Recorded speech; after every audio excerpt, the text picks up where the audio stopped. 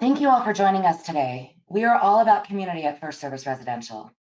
As the leading residential property management company in North America, our business is building and managing happy, healthy, and expertly run communities. The spread of COVID-19 is something we take very seriously. During these challenging times, our core values inform the decisions we make and our unwavering commitment to our associates, clients, communities, and our partners remain true. As we adapt to the current changes and challenges of this pandemic, our goal is to share the best practices that keep your community's best interest in mind. I'd also like to take a moment to share a quick legal disclaimer. This webinar is provided for informational purposes only, and it does not constitute any legal advice being given during this webinar. My name is Jamie George, and I'm the Vice President of Insurance at First Service Financial. I'm happy to be here today, and I have 28 years of commercial insurance experience, specializing in condominium and homeowners associations for the past 12 years. Here at First Service Financial, we strive to bring value to clients by working with our broker partners and carriers to bring the best, broadest coverage for the most competitive rate to our clients. I'm joined today by Norman Henley and Jonathan Henley, Senior Vice President and Vice President, respectively, at Arthur J. Gallagher. Jonathan, can you tell us a little bit about yourself and Arthur J. Gallagher? Sure, Jamie, thank you. Again, my name is Jonathan Henley. I've been with Gallagher for 15 years. Gallagher is a large national broker. We're the third largest broker actually in the world. And we're very much a niche-focused broker.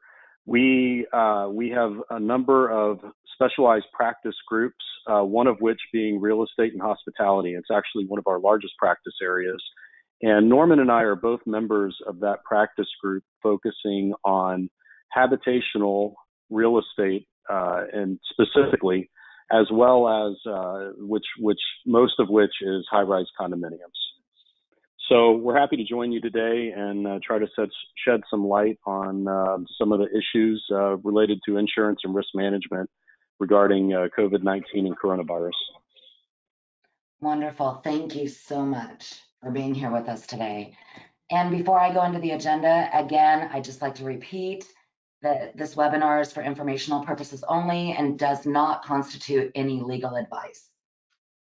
So with that, I'd like to go ahead and jump right into the agenda and some of the things that we'll be going over today. So the things we're going to hit on for you today are going to be association exposure and the common questions you may have. We're going to chat about some risk mitigations and some best practices. We're also going to talk about how the pandemic might be impacting the insurance market. We're going to have a little time and open it up for some questions and answers, which you can hit down in your chat box on the lower right-hand side of your screen. And then we're going to have some resources that we're happy to share with you today that you'll be able to take a look at anytime you'd like.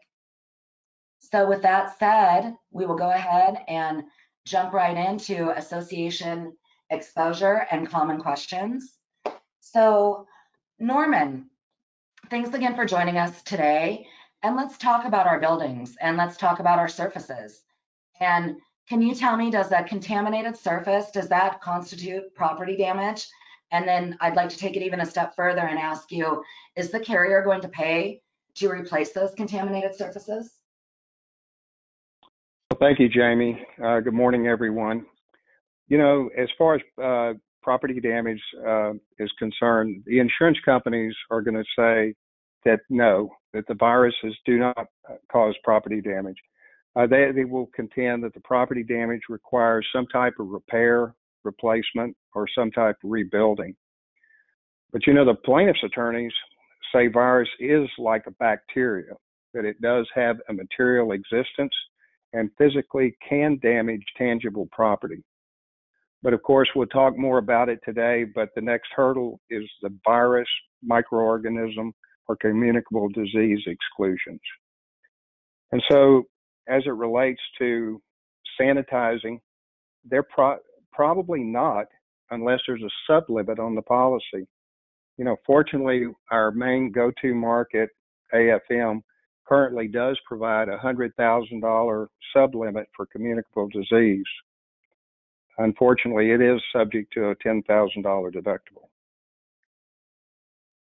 Okay, interesting. So While we're on that subject, Norman, can we move on to discussing maybe lost revenues for a minute? I know that some associations might be experiencing some lost revenues. Do you think those are going to be covered under the business interruption coverage that's included in commercial packages? Well, Jamie, again, as it stands now, business interruption claims are not being paid because they're saying there's no physical damage. And again, in almost all cases, there's probably a virus exclusion. Now, I would say, fortunately, we are not seeing associations having really significant business interruption losses. That's fantastic news. Okay, so Norman, let's turn to the pollution policies for a second. I mean, if we happen to have one enforced, that is, do you think there could be any coverage under the pollution policy as standalone related to COVID-19? Yeah, as you said, in the event that they have one, we're not seeing many associations carrying a pollution policy, but if they do, it may provide coverage for cleanup and bodily injury. And of course, the disease is considered a bodily injury. Okay, great. Interesting. Thanks, Norman. So let's move on to discussing some liability coverages. Jonathan, can the board be sued for not closing common areas, or maybe better yet, keeping them open during this pandemic? Could the board be liable if they let guests in, or if they don't allow guests in to, say, the pool on a property? Jamie, yeah, thanks. Certainly there's some very interesting issues that are being raised at this time. Boards are in a very difficult position. Obviously, you want to keep your first and foremost priority is keeping your residents safe and keeping everyone, happy within your community.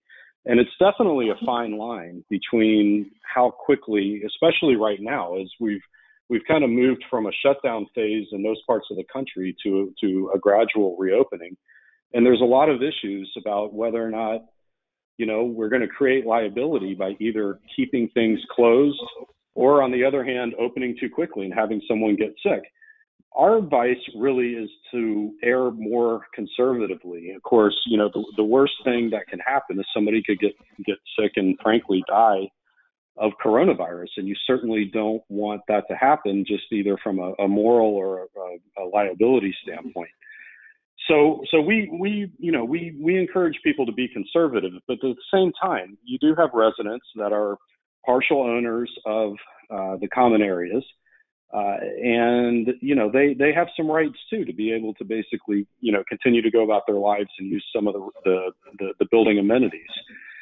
So there's definitely a big question as to how fast and what can do it. It can be a very difficult decision for boards to make. Really, you have to look at the legal standard. The legal standard is to be held negligent. Typically, is what would a reasonable person do under the same or similar circumstances. So if you're a board member or a manager, what you have to be thinking is are the actions that I'm taking, are they reasonable in light of the circumstances, and would a reasonable board make the same decisions that we're making? If you keep this in mind, a lot of what we would recommend, first of all, certainly is following any state, local, or CDC, guidelines or rules, because if you're violating a state order that's being put out by a state or federal agency, certainly that's going to be considered unreasonable in terms of the reasonable person standard. So we would certainly first and foremost do that. And then the other thing would be to look for any kind of guidance from, what states are currently doing. If they're opening restaurants to 25%, maybe it's a good idea to say, let's open some of our common areas, but let's restrict them to 25% occupancy, and sort of following their lead in that regard. Okay, that sounds like great advice. So let me take that one step further and let's talk about the spread of the virus for a minute. So, are associations going to have coverage if they're sued with an accusation that they caught the virus from the building or that common area that was just reopened? Yeah, so there's really two issues here. You've got two policies that can potentially come into play. You've got the general liability policy, which deals with bodily injury and property damage. And then you've got the directors and officers policy that will provide defense and personal liability protection for board members if they make what the policy terms wrongful acts.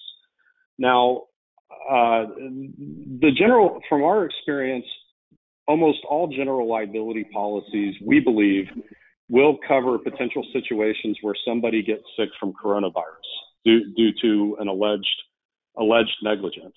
Bodily injury is defined as, they call it a physical injury, bodily injury, sickness, or disease. So it doesn't just have to be, sickness is covered under that. So if someone alleges that the board opened too quickly and or allowed let's say, for example, a contractor or too many guests within a building, and therefore didn't create a safe environment and the person caught coronavirus, we feel that should be covered under general liability.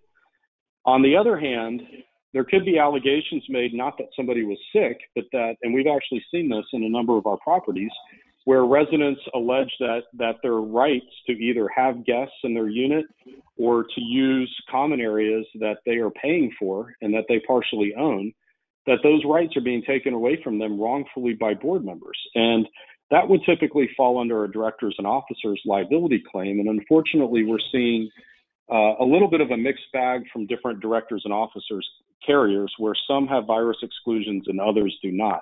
So, there could be some coverage issues on the D&O side. The good news is we feel like the damages from those type of claims would be minimal, particularly in light of the damages from a potential bodily injury claim where somebody alleges that, they caught the virus and, became, either very ill or actually died. Those tend to be a lot more significant damages than just somebody alleging that they couldn't use the pool or couldn't have guests in their unit or something like that. So really, that's the short answer. We expect general liability policies to cover these claims. Directors and officers liability, you have to kind of take a closer look and see, if those are going to respond or not. Okay, sounds great. Thank you. So Jonathan, what about if we have an employee that's claiming that they contracted the virus at work or in our building?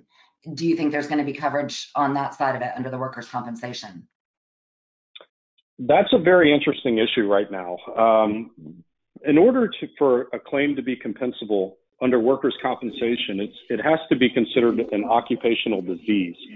Just because somebody catches the flu, for example, at work, typically that is not compensable under workers' compensation because it is not a risk, or it's not a risk that's inherent to their job. It can just be caught anywhere, and their job doesn't pose any specific or special, create any special hazard with regard to that illness. What we're seeing with COVID-19 is it's really going to vary state to state. Some states, such as California, have actually recently passed some rules and regulations that essentially said that there is going to be a presumption that if an employee catches COVID-19, that was caught on the job, and therefore it's going to be compensable under workers' compensation. That presumption is rebuttable, but again, it's going to create a real possibility that that's going to be a compensable workers' compensation claim. Other states haven't necessarily gone that far, but it's going to be interesting to see sort of how these are handled down the road. What we're being told by carriers is that if one of your employees does become ill with COVID-19, to go ahead and turn it in as a workers' compensation claim, and then they'll make a determination at some point as to whether it was, an occupational hazard that created it, and whether or not that it's going to be compensable under workers' comp. Again, I think the theory in California is that you would like to see employees have these benefits because by coming to work during this time or not having the luxury to work from home, they are putting themselves at extra risk. So, it's not a bad thing to say, hey, let's go ahead and have the workers' compensation carriers. I think that's a risk that the insurance industry can handle and would actually be something that employers would like to see.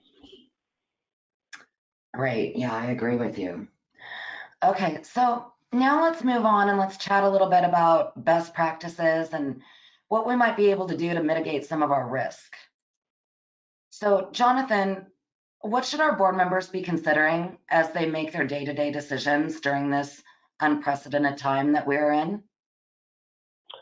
Well, again, we go back to this reasonable person standard. So, the board needs to basically, they shouldn't have liability as long as they are thoughtfully making decisions deliberately and taking into account what is going on in the current environment as far as how states are reopening, what governments are doing, and making sure they're not violating any state or federal orders and adhering to CDC guidelines.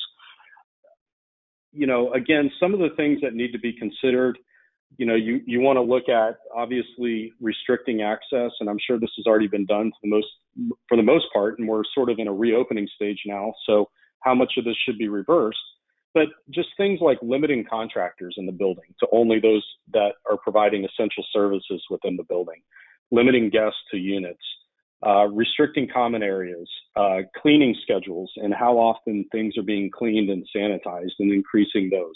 Just taking reasonable measures to make sure that the building is being kept safe and that people aren't being put in any added harm's way by essentially not putting in precautions and not having reasonable measures in place to limit exposure potentially to the virus. And that's what we're certainly recommending.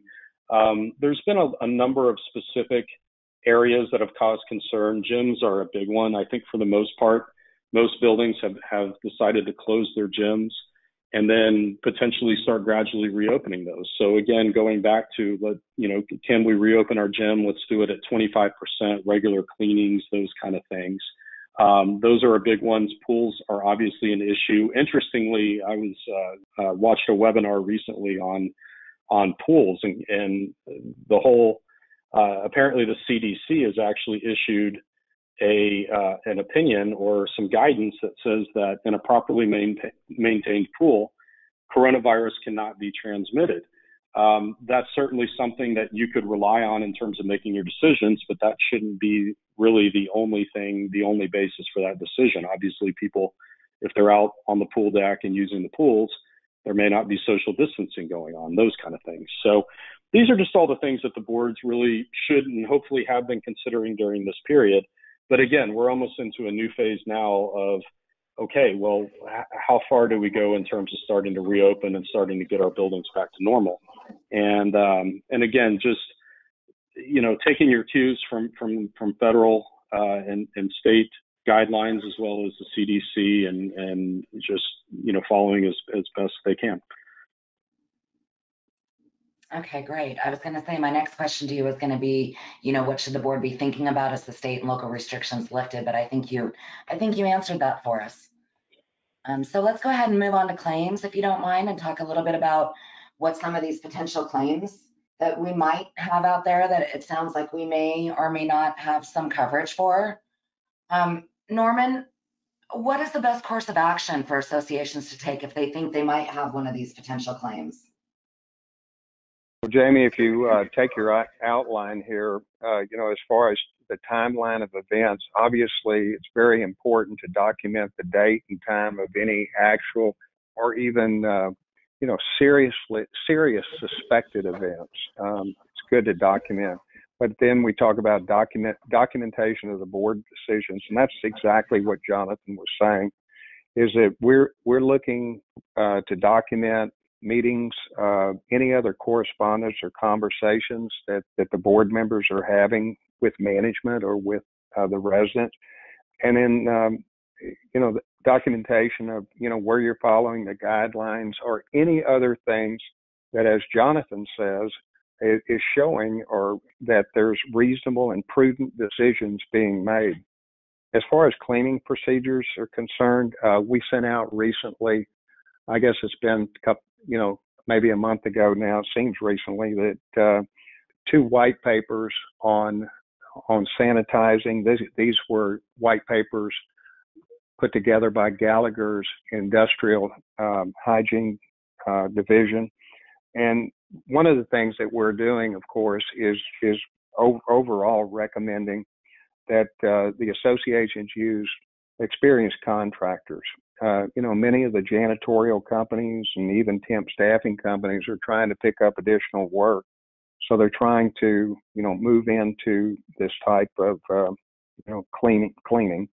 And you just need to make sure that they are closely if you are using them, that they're closely following EPA guidelines and of course, the manufacturer's directions on how to use those chemicals. As far as reporting procedures, although you will probably want to discuss this with your broker, Gallagher recommends that if you have a claim, that you go ahead and report it. There may be a long line here, so that if you have a claim, go ahead and get it in, and then it's a matter of record at that point by the time they get to it. And then as far as expense tracking is concerned, people have asked me for forms or whatever. Basically, the adjusters are just saying, hey, we just need a spreadsheet. Document any, as far as business interruption claims, if there's loss of income related to the pandemic, or also if you have, extra expenses. Some of those extra expenses can be the cost of cleaning, the purchase of protective supplies, and other, maybe leased equipment that you may use. And then, of course, the loss of income, you can almost look on your financials and see where that income is coming from. And what we see most of the time is rental income or interest income. Okay, great. Interesting. Okay, so let's move on. And I know we can't see into the future, but we know that there's definitely some changes coming or have already occurred. Jonathan, can you tell us a little bit about the current state of the property and liability insurance markets? Sure. Unfortunately, heading into this crisis, we were already starting to see substantial market hardening, particularly in the property market. It's been across most lines of insurance, but in property in particular, we've really seen rate increases go up, beginning last year, but really accelerating into this year.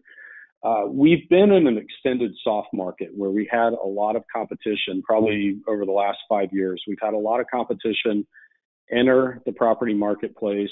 Rates have been driven down because of that. And we actually have seen where, over a sustained period of time, people were getting very used to either flat or reductions in their renewals.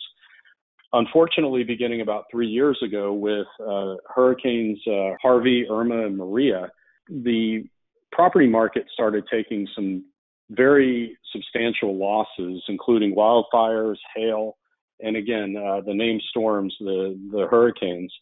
And because rates have been driven down so low, we were already starting to see sharp increases, anywhere from 15 to 30% of increases in rates heading into the whole coronavirus situation.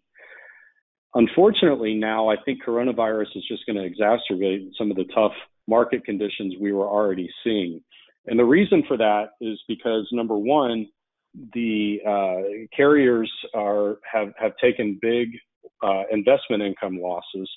And that's one of the main ways that insurance carriers make money. Is it's not necessarily through underwriting profit, it's through earning investment income on premium dollars that are sitting there while they're waiting to pay claims. And they've seen those investment returns go way down. But even more importantly, they're going to see a lot of litigation, particularly in the business interruption side, as it pertains to retail, restaurants, all the hospitality. They're going to be taking a lot of claims for business interruption that they're going to end up having to defend their stance that those claims are not compensable under the policy. So we're expecting them to see claim costs go way up due to litigation from coronavirus claims. So we're definitely we're not particularly optimistic from a rate standpoint. And at times like this, it just really becomes very important for your broker to do very solid marketing efforts and to make sure that they are hitting all of the markets to create as much competition as they can to, try to limit any kind of price increases as much as possible. Along with the price increases, we are seeing, and Jamie, I think you've got another question coming up on underwriting, and maybe I'll save that for that, but we are seeing tougher underwriting standards, being implemented by carriers, and we're also seeing deductible increases and more difficult terms and conditions. So all in all, it's becoming a much tougher market, and this is only going to make things worse, in our opinion. But it increases the importance of having a broker who is doing the best potential job in terms of marketing your account in order to get the best deal possible. Right. And you did read my mind there, Jonathan. My next question was going to be on, just the underwriting guidelines. Are they going to tighten? And is it going to impact our ability to actually even obtain insurance? Yeah, and we don't anticipate there being any type of crisis in coverage. We think that there will be a sufficient number of markets out there willing to take the risk. But what we are seeing is that some carriers are already deciding to either pull out of certain market segments entirely. For example, habitational, residential, they decide they want to get completely out of those markets. And also, we're seeing companies that just say, we're going to give an X percentage of rate increase, and we feel like that's what we need in order to handle this type of business. And if there's other people that'll beat it, fine. We're willing to go ahead and have those, to lose that business if we can't get the rate that we need to write certain accounts. So we're seeing that as well. One of the things driving this too is also not just from coronavirus, but water damage claims have become a huge issue for condominiums, and one of the things that we are seeing too is that a lot of carriers are pulling out of high-rise condominiums, not necessarily because of coronavirus, but because they're taking a lot of water damage claims, and they're either having to increase deductibles, which we're seeing almost across the board with all carriers, to where we were, before we would see $10,000 or $25,000 deductibles. We're now seeing $50,000 to $100,000 deductibles, and that's even beyond that. But on top of all of this, we're facing, carriers are facing other issues as well in terms of some claim situations they've had previously. Yeah, I completely agree with you. So, Norman, can I get your thoughts on the market today in regards to carriers? Are they assisting clients with payments and premiums, and maybe get your thoughts on the validity of quotes that these carriers are issuing? Are they standing behind their quotes? Are they issuing them quickly? Are they taking longer? Are they snatching them back from clients? How's all that working for clients these days? Yeah, well, as far as trying to help financially, we are seeing, a lot of state mandated requirements, but also along with the state mandates, we're also seeing insurance companies and premium note companies or premium finance companies are being very accommodating. At this point, if there is any type of cash shortage, you'd want to talk to your broker, because there's probably a really good opportunity to get some type of relief. And then as far as the validity of quotes that are already coming out, we have not seen anyone pulling quotes. But one thing that we are seeing very common is they're not releasing quotes, prior to 30 days prior to renewal. And as Jonathan was talking about this market, I guess actually rates have been increasing for the last 9 quarters in a row. So I would expect that has something to do with it. There also the reinsurance as a 4/1, that was the treaty reinsurance renewals, and then there's a 7/1, and so I guess they've probably gotten through most of their 7/1 treaty renewals. So hopefully it will kind of settle down. But as Jonathan said, we are seeing increases, anywhere from 15 to 30%, and with high rises with most of our markets, we're seeing more in the 15% level. There was recently, I'm sure a lot of people saw articles that were in the Wall Street Journal it was kind of very interesting article. It was out about a week ago talking about habitational and how much those rates have gone up. But also, Gallagher puts out their property report every quarter, and they're saying that, pretty much as an average, rates are increasing, 23%. Oh my goodness. Okay, and then Norm, I have one last question for you before we'll open it up and take some questions. Can you tell us about any projected legislative actions or possibly any legal action you see already taking place or that you see could potentially be taking place in the near future? Well, you see different things coming out almost daily now. You're seeing the legislative actions in both from a federal and each state. Most experts feel that retroactive changes to the policy, especially as it relates to business interruption, are probably not going to be successful. But, Jonathan alluded to a retroactive change in workers' comp. So, we'll have to see. Legislatures or legislation is coming out, or being attempted, and we'll just have to see what happens. Yeah, it'll be interesting every day, I think. Going to be another new day for us. So let's move on and take some questions from the chat box here, and we're going to do our best to answer them.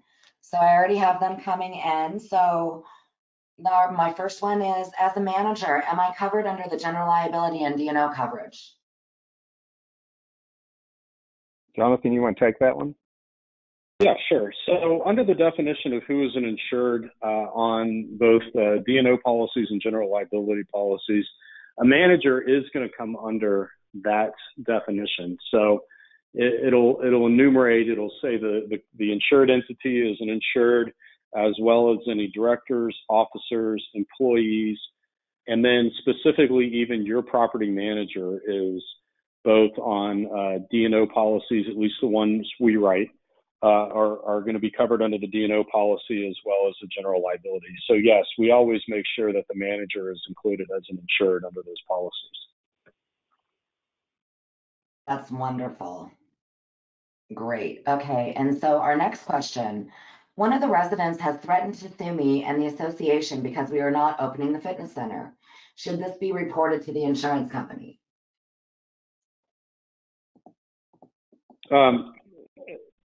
Jamie, I'm sorry, threatening to sue because they are not, I'm sorry, not what? Not opening the fitness center. Not opening the fitness center, correct. And, I think again, and one of these, and if this is the one situation I recall where somebody was alleging that they had to do physical therapy, and they were medically required to do physical therapy and needed the weight room in order to accomplish this. We feel like, I guess if the question is, should we allow this person to use it? Again, it comes back to the reasonable person standard. And as long as certain precautions are being taken to, make sure that, if an exception is going to be made, there's a reasonable reason for making that exception. And that, the other thing too is making sure the person understands that they're going to be assuming some risk in doing this. This brings up a good question regarding waivers. I think waivers, a lot of managers and boards want to know if a waiver will be effective in terms of protecting them if they decide to open up certain areas. And I would say from a general standpoint, no. I don't think you ever really want to rely on a waiver to fully protect you. They can be helpful, but oftentimes they're not enforceable. But in a situation like this is probably a key situation where a waiver would come into play, where somebody's alleging that it's medically necessary for them to use it.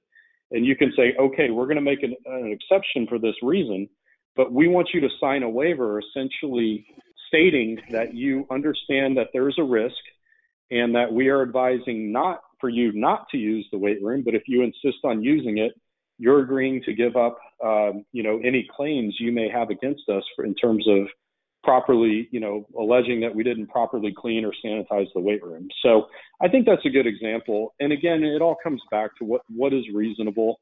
But at some point too, people, there's a little bit of an assumption of the risk there, where people know that, they could be exposed if they perform certain activities. And a waiver is a really good way to make it clear, or at least document that person is stating that they understand that they're assuming the risk of doing something that the board, for most people, would say, we're not going to allow.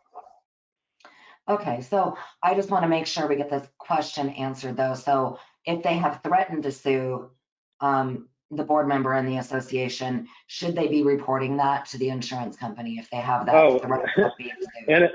And I'm sorry, Jamie, that was a perfect segue to waivers. So I went ahead and No, took it that direction. I'm glad you went there. I'm really glad you went there, but we would say that a threat to sue, typically under directors and officers liability policy, the definition of a claim is a demand for money or damages, including non-monetary relief, and this would fall under non-monetary relief to do so. So yeah, that even though they're only threatening to sue, it's still they're making a demand that they open the weight room, which is non-monetary relief. To be on the safe side, we would certainly want to put the carrier on notice of the claim and let the carrier make a decision as to whether, that really constitutes a claim or not, but at least they can't deny it later by saying, you had this demand letter and you didn't provide it to us. All D&O policies are claims made, meaning that there's very strict reporting requirements that essentially you have to report the claim under the same policy year in which it's reported to you, or you become aware of the claim. So it's certainly one of those things we would want to make sure that we at least put the carrier on notice whether we considered it a formal claim or not. Okay, great. Okay, and then Norman, I have another question here coming in. If viruses on property is invisible, how do we tell if the viruses are gone after sanitizing? That's an interesting question, because I wondered that too. And I was speaking a few minutes ago about the white papers that were sent out, and actually it addressed that in one of those white papers. What they do is they cannot see the viruses, but after a premise has been sanitized, what they will do is they go in with what is called a micrometer, and that micrometer will pick up bacteria and fungus. And so they test for bacteria and fungus, and if they find no bacteria or fungus, they make the assumption that the viruses are not there either. Well, that's very interesting. Wow, thank you. Okay, and then I have another one coming in. Norman, is there going to be coverage for virus pandemics in the future? Well, that's a good question. If there is, it's probably going to be some type of federally mandated backstop. Insurance companies and even the larger brokers are really lobbying Congress right now to set up something very similar to what we have for terrorism, TRIA. And I think that's what we're going to have to see. Something very interesting I saw the other day is one of the largest brokerage firms came out actually before the pandemic with a policy to respond. And it was, especially for hotels and different companies. And this was an exclusive program they put together. They showed it to many, many prospects, and not one of the prospects bought it. So, but obviously now, with what everyone has seen, it's going to be, having protection is going to be very, very important. And I think that's what you will see. I don't think you'll see it from the private sector, but maybe a joint venture of the private sector and the federal government. You'll see a program very similar to TRIA. Interesting. Okay, and we're getting short on time, but let's try and get just one or two more questions in here. Here is another one I have coming through. I have board members who want to hold a board meeting with social distancing and wearing masks and having 6 people in a large room and open up a Zoom to the community. Do you think this would be acceptable and allowable? Well, That's a Jamie, Jonathan I'll take question. that one. Okay, Yeah, Jonathan. I'll take so whether or not it's allowable, really allowable. I mean, if you're talking about from an insurance standpoint, there aren't any exclusions that would say if you did that, we're not going to cover a claim if one of the board members gets sick. I would think, just again, not giving legal advice, but my opinion here is that seems like a pretty reasonable thing to do. You have board members that can make their own decisions and have made their decision that they would like to meet in person and have the residents attend via Zoom. You know, obviously you would want to make sure that all the board members are in agreement and one particular board member doesn't feel pressured in order, that they would have to attend, and then could later come back and say they were coerced into attending the meeting. But as long as all of them are on board, I think that's a perfectly acceptable thing to do. You know, I think it lines up, if as long as you maintain social distancing and do those type of things. What you certainly wouldn't want to do is have a homeowners meeting where all the residents are invited and encouraged to attend.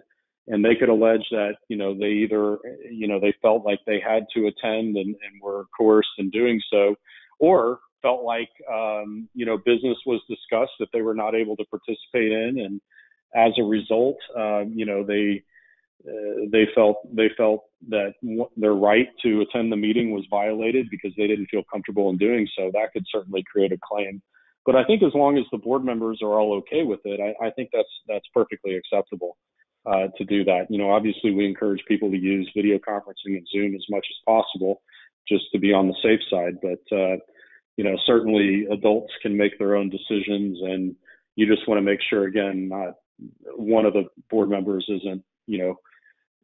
doesn't have concerns and feels obligated to do so. But I think that would be reasonable. Okay, great. Thank you. And I'll take one last question. And Jonathan, I think you might have hit on this, but I'm going to go ahead and shoot it off to you because it's being asked. If there is a state order in effect that prevents the opening of a fitness facility and the board elects to open with social distancing and sanitizing procedures in place, is there any additional liability? I certainly think that's a little bit of a risky scenario. Again, I'm not sure from a legal perspective if opening a private gym technically is violating the order that gyms be closed. But obviously there's a spirit to that order that gyms create, an unusually and especially high hazard for transmission of COVID-19. And for that reason, the state has deemed that gyms should be closed. I would certainly seriously consider not going against the spirit of that order, even if technically it's legal to do so, in opening a gym when the state has said that gyms need to be closed. I think you would want to be very cautious on that, because that can certainly be used as evidence that the board was not acting reasonably when they made that decision. And again, everyone needs to know, everyone knows their communities. They know the demographics of their residents. They know, the general preference of residents in the buildings, and, buildings are going to have to tailor their policies for their residents. Not all buildings are the same, but at the same time, certainly creates a presumption of unreasonableness in a way if you're doing something that the state says, should not be done, even if technically it's legal to do so. Wonderful. Okay, great. Well, I'd like to thank you both, Jonathan and Norman, for being here with us today, for taking your time and giving us all the information you did.